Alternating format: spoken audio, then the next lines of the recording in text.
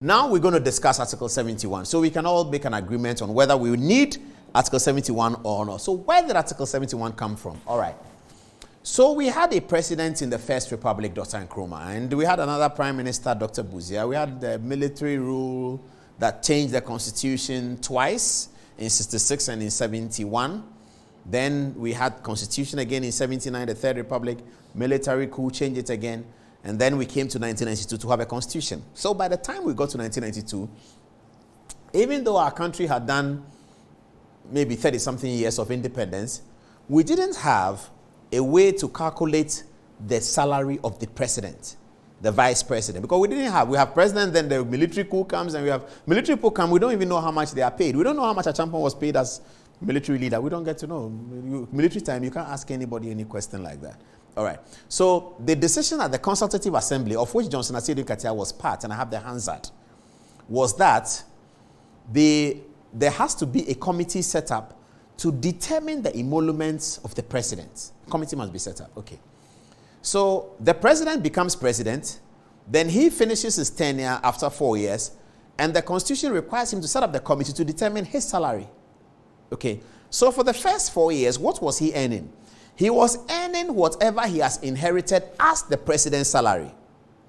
Now, because we are a poor country, we decided that we cannot slap the president's salary, say, X number of thousands of cedis or X number of thousands of dollars, like America does, like UK does, and then we leave it there. Because we don't know the circumstances of our economy over the next 4 years. So take, for instance, President Kufuor became president on 7 January 2001, and he inherited the salary, whatever salary like J.J. Rawlings was receiving, is what the salary was given to him, okay?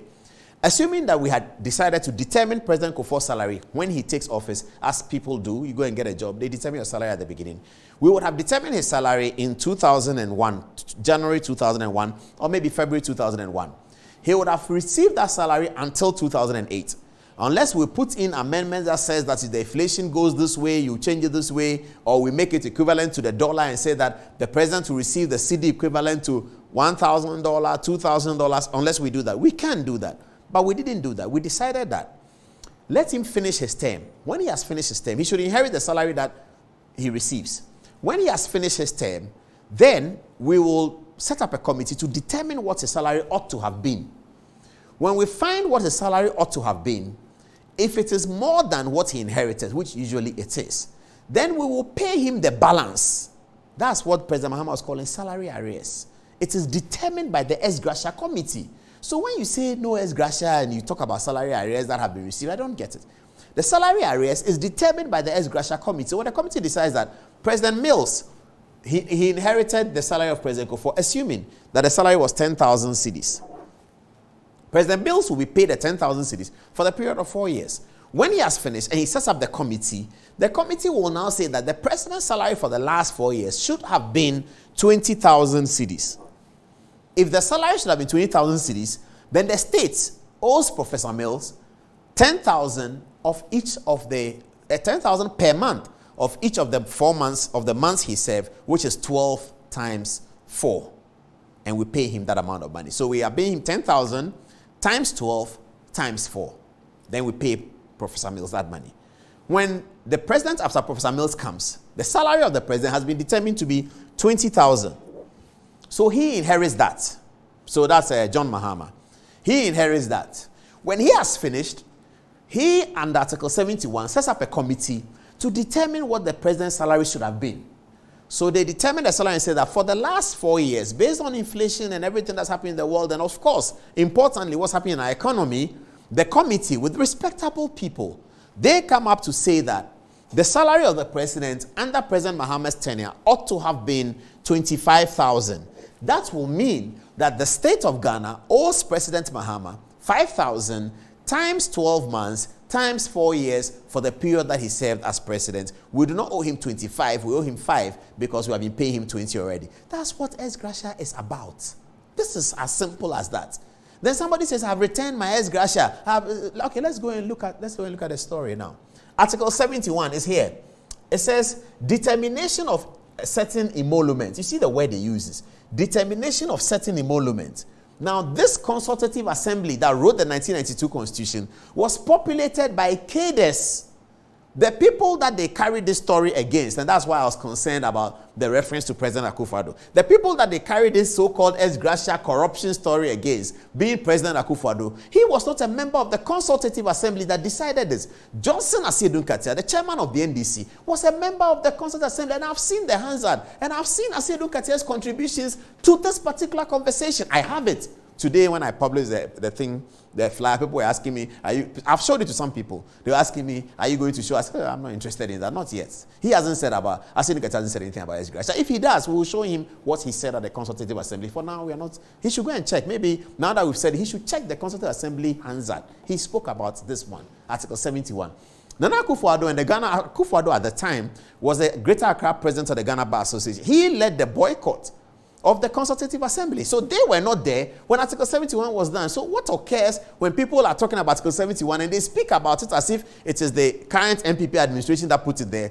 It's ridiculous, because they didn't even participate. The chairman of the NDC participated. He was a member of that parliament, that assembly that produced Article 71. Now, I've already told you the background of Article 71. Let's look at the detail, what it says.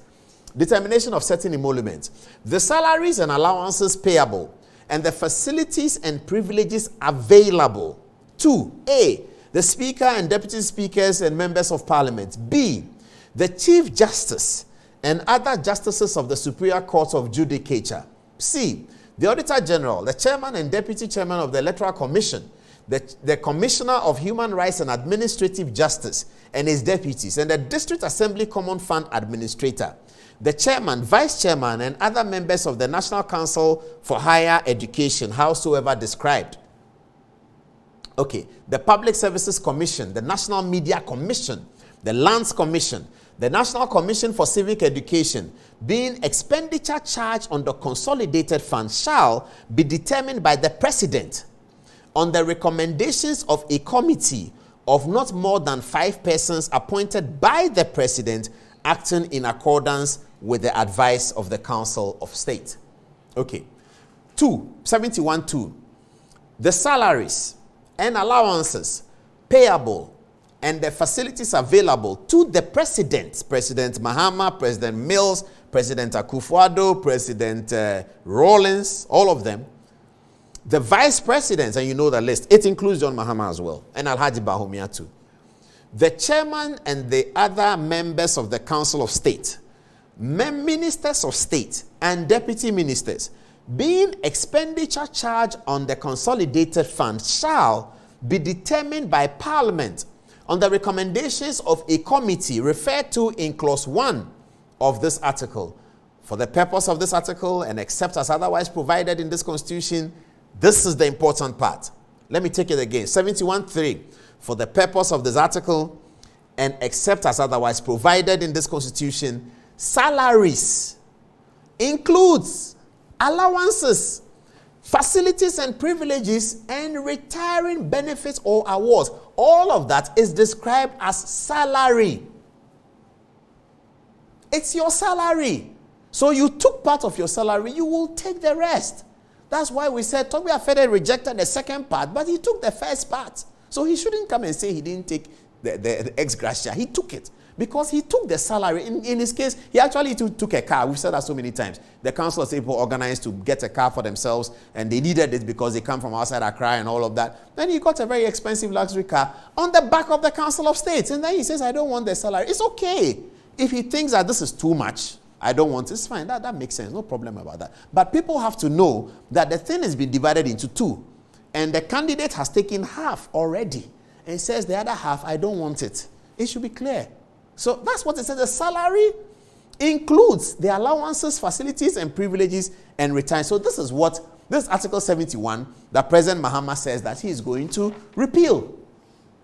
Okay, so let's get back to the beginning. They said that, so the Constitution says President shall set up a committee. That committee will advise the President on the emoluments of all of those people, Electoral Commission, Council of State, and then the same committee will advise Parliament on how to treat the president. So the president decides, and the president endorses the recommendations of the committee. But get me the committees that we've had, the photographs of the committee members, and I'll show to Ghanaians so we can understand the story. So the committee advises the president on Council of States, Electoral Commission, Civic Education, and members of Parliament. In the case of the President and the Vice, the committee makes the recommendations and is given to Parliament to be the final decision maker. So Parliament decides the emoluments for the President based on the committee's recommendation. The President decides the emoluments for Parliament based on the same committee's recommendation, but it is the President who appoints the committee. This is the process. This is the reason why it is done. So that when the person has finished, we pay him. Now, if we think that we shouldn't pay that anymore, if President Mahama says we should repeal Article 71, what are we replacing it with? How do we determine the salary of the president? That's what the handlers should have done. They should have done this work, this simple work that my team and I have done over the last 2 days. They should have done it and told President Mahama that when you say you repeal Article 71, we have to tell you what to replace it with, so that he can come and say that I will repeal Article 71 and in this place I will do so and so and so. We will go on to show you that the repeal of Article 71 itself is a more detailed process. We will show you in the Constitution and show you that in 2015, President Mahama could have initiated it. He would have been in a very good position today and said that I had initiated it in 2015. When the MPP came, they ignored it because they wanted Ex-gratia. I initiated it. This is what I did. But his story is that he took it. He now finds that it shouldn't be taken. He congratulates Togbe Afede for returning it, but says he has spent his, he cannot return it. Okay.